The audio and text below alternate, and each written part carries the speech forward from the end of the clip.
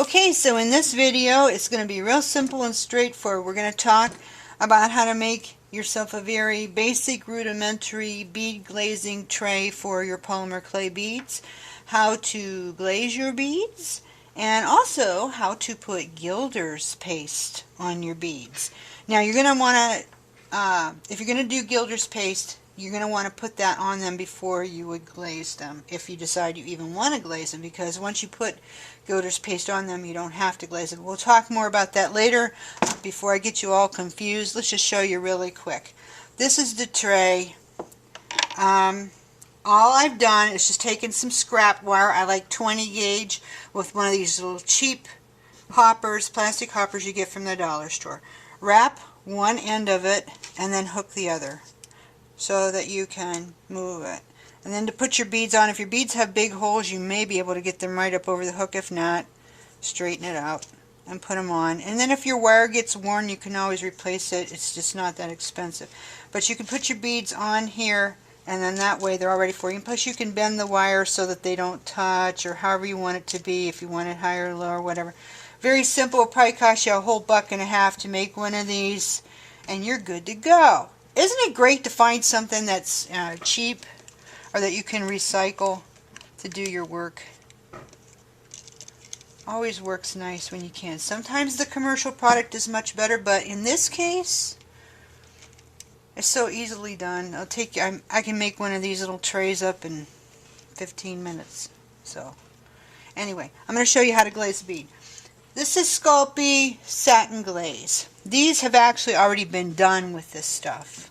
So you can see it's not a bright glaze. Okay, I put a little glitter on this one. I don't know if I like it, but it's not a bright glaze.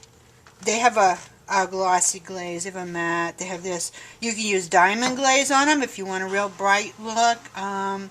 There are different triple thick jewelry glazes and stuff that will give you another kind of a satin fit. And there's so many finishes you could use. Someday I want to take and put ice resin on these and see what it looks like. I think it would be absolutely outrageous. Beautiful. Normally you don't want to stick your brush right in the bottle, but this isn't going to get contaminated. So for the sake of time, I'm just going to tip my brush in here and just do a bead. Now what I like on this is that you roll the bead on your wire. That way you can get every nook and cranny and crevice, but you do not want to put a real heavy coat on, because what will happen is once you're done and this is sitting here on the wire, excuse me, it may pull and make a little bubble underneath, and then you'll have a place you might have to sand off and redo it. So do not use a heavy coat. Very, very, very light coat on there. You can always go back and do another one if you don't think you got enough on. In fact, usually I do recommend 2 coats because you're going to always miss a place. But I love this because you can roll it. Okay? So that makes it cool. And then once you get all your beads done, you might want to go back and check and see if you've got something pulled underneath. And then you can just take care of it and make sure that you don't get that bubble on your bead. Okay, so good enough for that. Let's put this aside for now. That's just a junk brush. This has the beads as they came out of the oven. Some I've already done some Gilder's paste on, as you can see, kind of a mossy olivey green back here. They have Gilder's. These don't. So let's put some on together, and here's how I've done it.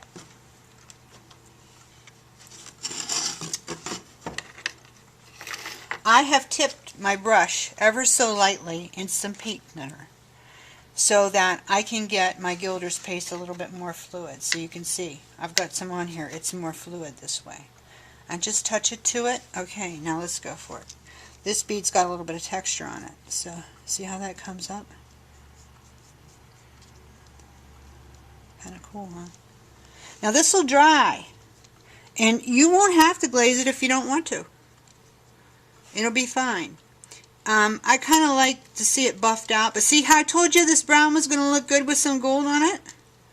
And nobody's laughing now. The last video was saying, oh, it kind of looks kind of wonky, this brown, but with this gold, this is Inca gold, which we carry, and I think we have a pretty decent stock of right now in Gilder's paste.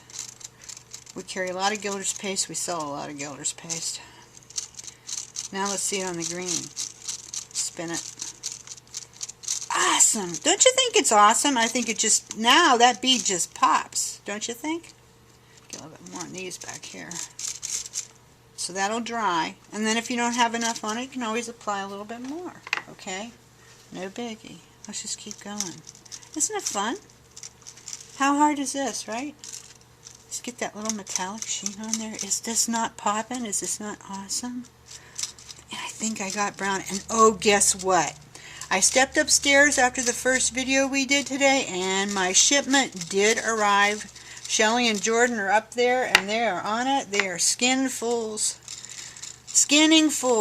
getting that stuff ready. And this evening I will be loading the first of our polymer clay to the website. So if you want to visit us at bsueboutiques.com to pick up some polymer clay or supplies for polymer clay, our section is going to be started today, and it will do nothing but grow. Because polymer clay really, the beads they really go nicely with American made brass stampings, which is the crux of our line. We have 5 finishes of brass stampings. They're all made in the United States. They're all nickel free, and they are the best finishes on the market at the market lowest price. You will love them if you've not tried it. We have over 70 bead caps that go with the beads. So you definitely want to come and visit us at bsueboutiques.com and see what we got. Maybe try a few things. Why not? Gotta have some fun. But see how easy that went together? Super, super, super simple. And don't they look great? Now you just want to let these dry for about a half an hour. Buff them out a little bit with a rag. If you don't have enough on here, put a little more. If you want to do some satin sculpey glaze or a little diamond glaze or some other kind of acrylic base glaze on them, the Janice May glaze works pretty good. Some of the other resins, whatever you decide you want to try, go for it. But I'll tell you what, excuse me, they're going to look great just like this. And you really won't have to do anything else to them if you don't want to. Here's just one little tip before I let you go on the Gilders. I've mentioned this on the website too. Sometimes Gilder's paste will dry out. Sometimes it will arrive in your order a little dried out. It's just the way of nature of the beast, nothing to be done with it, and it does not mean that it is defective. It just means it's pure pigment and it has to be reconstituted. And you'll do that by taking your cake and kind of knifing it up, breaking it up.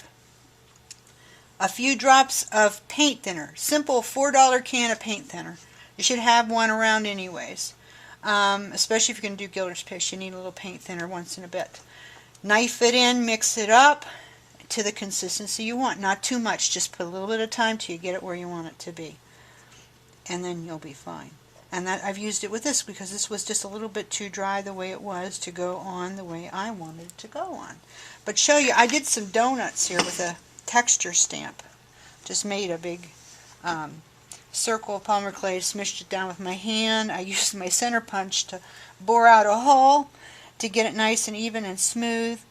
And then I did my stamp, and here now I've baked it, and I'm going to add just a little bit of Inca Gold Gilder's paste. Doesn't that just pop? Don't you think that's awesome? See, that just makes it. And I'm going to kind of burnish that in a little bit so it gets down in the depressions. And I'll let that sit for about a half an hour, and I'll be ready to work with it. Do another one and show you. My brush has gotten a little bit dry. Normally I would go get a little more paint thinner on it, but for sake of time I can't. But you know, I'm actually liking how this is coming out even so. And you might want to get some a little bit around the sides. As much or as little as you want. Say you got, you baked your polymer clay and you didn't like the color of it, you could just change it the same way as you do brass stampings. By putting Gilder's paste on it. You can totally colorize the whole 9 yards if you want with your Gilder's. The texture stamps are cool. This one, there was a little bit of a texture on the edge of my center punch, and I used it on here. See if you can get it to come out with the Gilders, and you can see it. So you can use anything, you know, for your texture. It doesn't have to be something that you bought. Although I do love texture stamps. And we may carry some here eventually. But look at that. See, that just popped, didn't it? So anyway, that's how you do it. If you have any questions, you know where I am. We have Gilder's paste. We have polymer clay. We will have a lot of tools here very soon. And we hope that you enjoyed these videos on polymer clay and how I do it. And I'm going to have a couple more yet still with some other techniques. And I hope you'll try it and have a good time, and you will find that you really can make projects and complete them in a very few hours time. Enjoy them, and you can have the enjoyment and happiness of saying, I made it, which just one of the best feelings that you can have is to say, I made it. So thanks a lot, and come see us at bsuboutiques.com.